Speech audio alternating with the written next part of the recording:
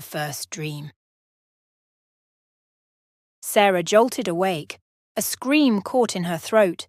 Sweat beaded her skin, and her heart thundered like an approaching stampede. The dream, no, the nightmare, still throbbed in her mind. It wasn't hers. It was a kaleidoscope of faces she didn't know, voices she'd never heard. A frantic chase through dark tunnels, a monstrous shadowy form in pursuit, and the chilling certainty of impending doom. Shuddering, she squeezed her eyes shut, trying to shake off the lingering terror. She'd had vivid dreams before, but nothing like this. This felt wrong. It felt like an invasion. As the echoes of the nightmare faded, Sarah realized she wasn't alone in her room. Her husband, Josh, shifted beside her, muttering in his sleep, his brow furrowed. Could he be feeling it too? The shared experience. The following day, news headlines screamed of a global phenomenon. Millions of people reported the same experience.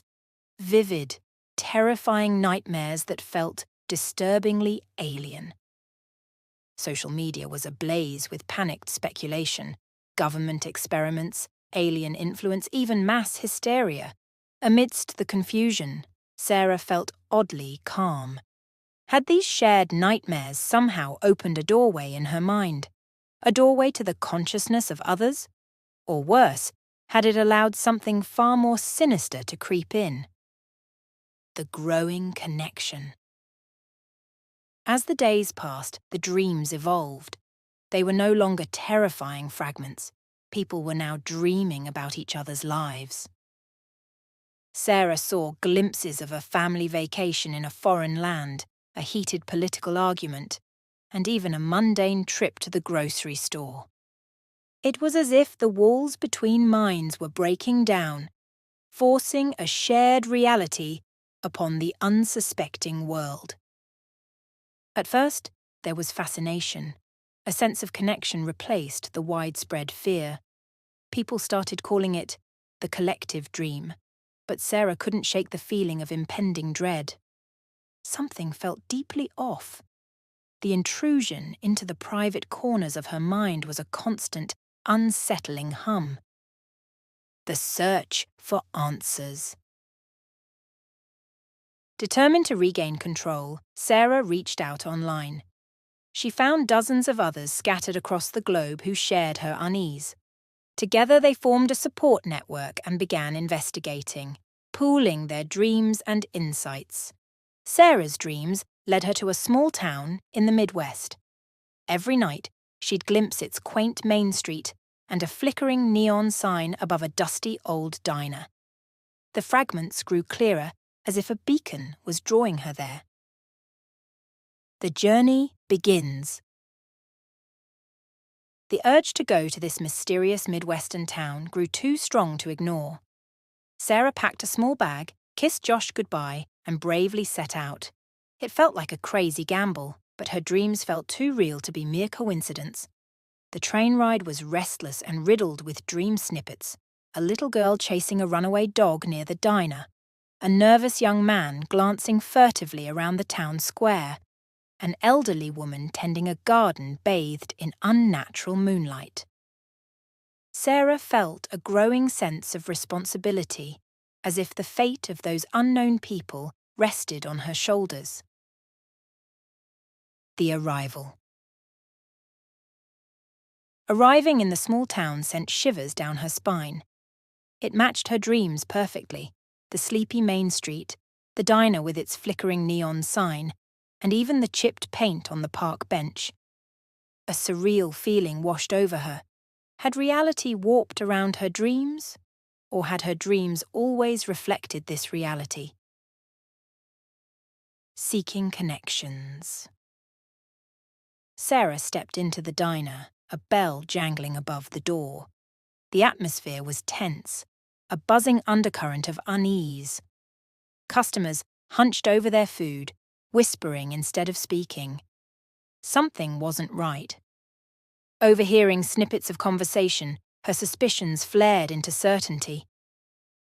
Everyone in the diner shared variations of the same nightmares and glimpses of other lives.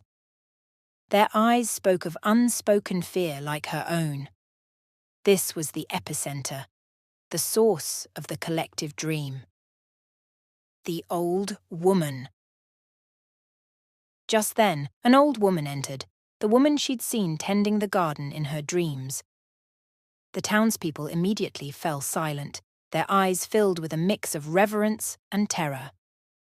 The woman approached Sarah, her face lined with age and her eyes holding an ancient wisdom. "You've come," she said, her voice soft but carrying the weight of centuries. "I knew someone would." Sarah stood stunned. "Who are you?" she finally managed to ask. "I am the weaver," the old woman replied, "and this town, this is the loom." The revelation hit Sarah like a thunderbolt. "Weaver of what?" she breathed, her heart pounding. "Of dreams, child," the weaver's voice crackled with a hint of amusement. "Of the fabric that binds minds, the threads that make us human."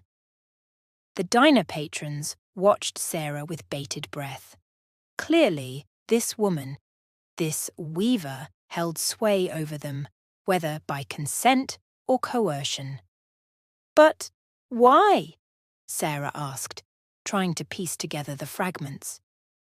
"Why force this collective dream on everyone?" The weaver sighed, the weight of some invisible burden visible on her face. "It was never meant to be forced," she said. "Long ago, we weavers watched over humanity, guiding dreams to heal, connect, and inspire. But something has gone wrong. The threads are twisting and fraying. The boundaries are collapsing." A wave of unease swept through Sarah. "What can I do?" The weaver's gaze sharpened. "You, my child, are an anomaly. Despite the chaos, your mind maintains its shape. You could be the key to restoring the balance." But how? Sarah felt her courage wavering under the weight of expectation. "We must travel to the heart of it," the weaver said, her eyes distant. "To the place where the threads first intertwined. It won't be easy, and there may be no turning back." And so, Sarah's journey took an even more extraordinary turn. She followed the weaver into the surrounding countryside, past rolling fields and shadowed woods. Finally, they stood before a simple stone well which radiated an ethereal energy that vibrated against Sarah's skin. "This is it," the weaver said, her voice barely a whisper. "It is the wellspring, the origin of dreams. It is here we may find the source of this imbalance." Sarah looked into the dark depths of the well. Instead of calm water, swirling colours and fragmented images danced in its reflection. It was like gazing upon a storm of collective consciousness. "You must descend," the weaver said, her eyes heavy with unspoken warnings. "The heart of the dream is the heart of the problem." Sarah took a deep, steadying breath. This was far beyond anything she could have imagined when the shared nightmares first began. A mix of determination and fear warred within Sarah. She'd come too far to turn back now. The fate of countless dreamers, their fragmented minds entangled in this chaotic tapestry, rested on her shoulders. "I'm ready," she said, her voice surprisingly steady. The weaver nodded and produced a slender rope woven with shimmering threads.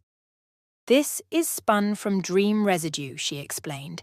"It will tether you and prevent you from being completely lost." Sarah fastened the rope around her waist, the cool strands pulsing against her skin. Glancing at the weaver's weathered face one last time, she lowered herself into the well. Darkness consumed her as she descended. The air grew denser, laced with the echoing fragments of a million dreams. Whispers flickered at the edge of her hearing. Snatches of arguments, laughter, confessions of love and fear. It was a whirlwind of human emotion, overwhelming and disorienting. Deeper she went, the wellspring shimmering below, a vortex of swirling colours and fractured realities. Then something caught her eye, a single thread within the tempest, glowing with unnatural intensity. It throbbed, tugging at her consciousness.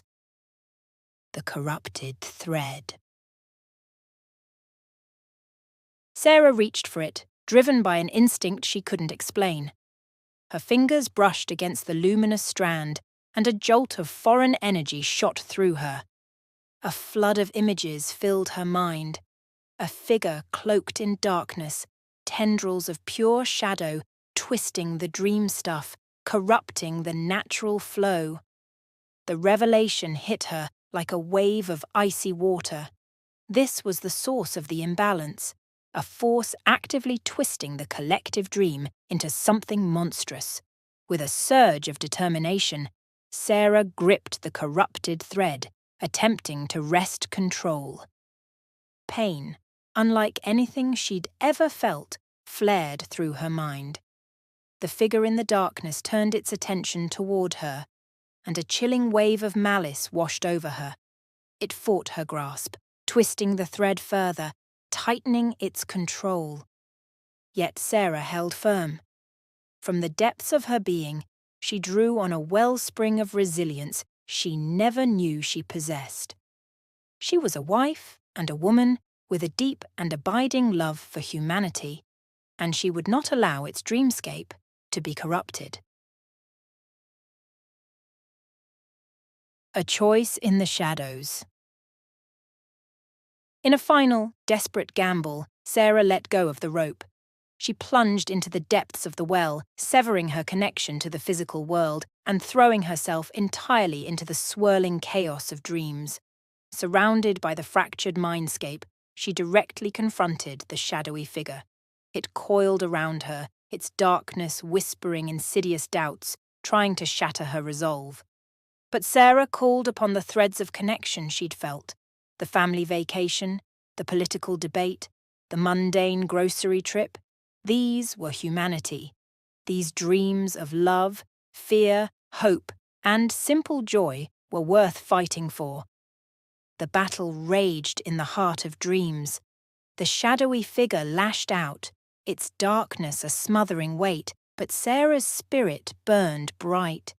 She drew on the strength of a shared humanity, the dreams of love, resilience, and the simple joy of existence. Love was not weakness. It was a fire against the encroaching dark. With each counterstrike, focused on protecting the heart of the wellspring, Sarah felt the shadowy presence weaken. It shrieked in frustration, its form flickering and unstable. And then, in a final blinding surge of light, Sarah channeled those collective hopes and dreams into a single, brilliant pulse of defiance.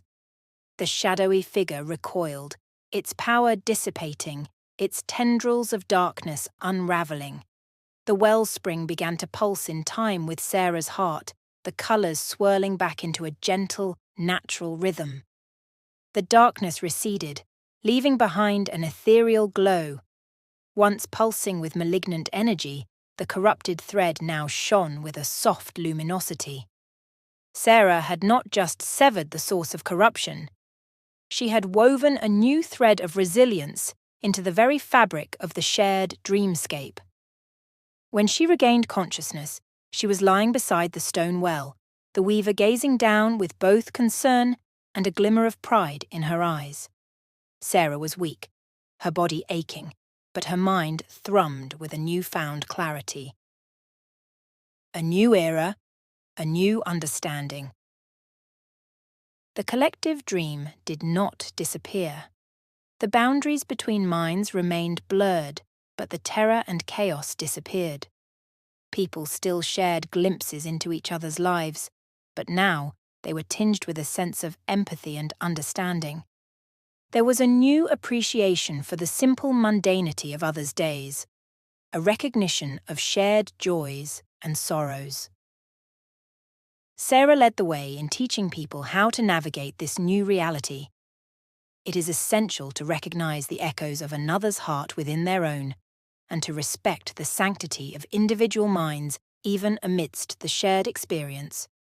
The experience forged unity, not through enforced sameness, but by recognizing the threads connecting us all.